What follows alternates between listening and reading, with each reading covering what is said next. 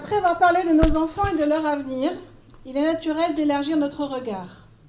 Car offrir de bonnes conditions d'apprentissage, c'est aussi garantir un cadre de vie sûr, organisé et agréable pour tous, parents, grands-parents, voisins, nouveaux arrivants. Un village, ce n'est pas seulement une école, c'est un ensemble vivant qui doit être cohérent et apaisé. Je vous présente Jean-Pierre, Patrick, Thierry, Elisabeth qui est absente ce soir, Leïla et Jean-Michel, qui vont se faire un plaisir de vous parler du cadre de vie. Et croyez-moi, ils ont des idées très concrètes. Bonsoir à toutes et à tous. S'il y a bien une attente que nous partageons tous ici ce soir, c'est celle de vivre dans un village où l'on se sent bien. Un village où l'on circule sereinement, où l'on élève des enfants en sécurité, où l'on se projette avec confiance. Échillé grandit. Et cette évolution est une chance. Mais elle doit se faire avec méthode, lucidité et responsabilité.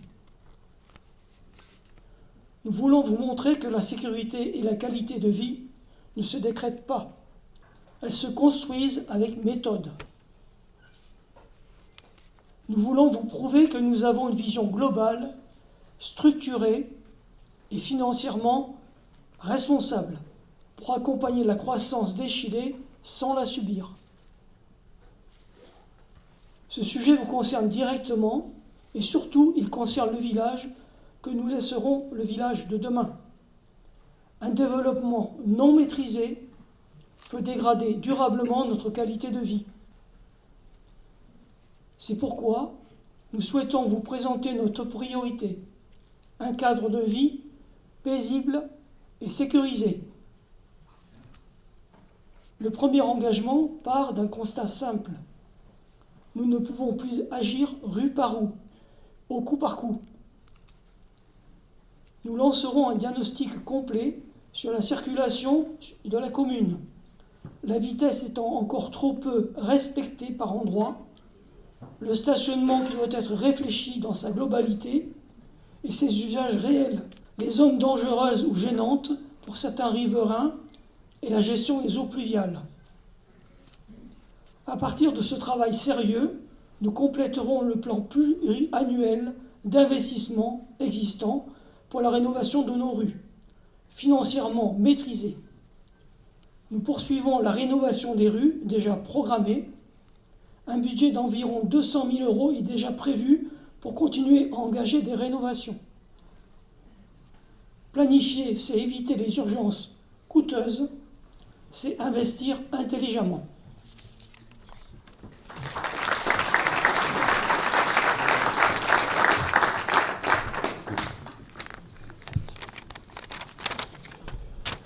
Bonsoir à toutes et tous, chers concitoyens chilésiens. Je vais vous parler d'un engagement que nous avons titré « Garantir la sécurité publique » qui est un des pouvoirs du maire.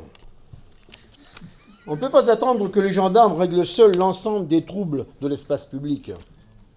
Aussi, nous poursuivrons la mise en place de la mutualisation d'une police intercommunale avec nos communes voisines, Soubise, et espérons aller plus loin avec Saint-Aignan.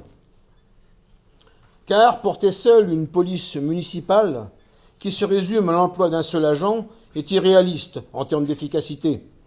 Pour assurer une présence importante sur la voie publique, présence qui en dissuade certains et qui en rassure d'autres.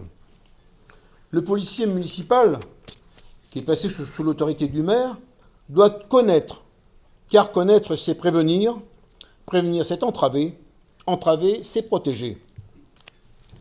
Nous finaliserons l'installation des dispositifs de vidéoprotection en lien avec la gendarmerie. Mais aussi, tout le monde sait que la meilleure vigie n'est pas une caméra ni un policier, mais l'attention des résidents eux-mêmes.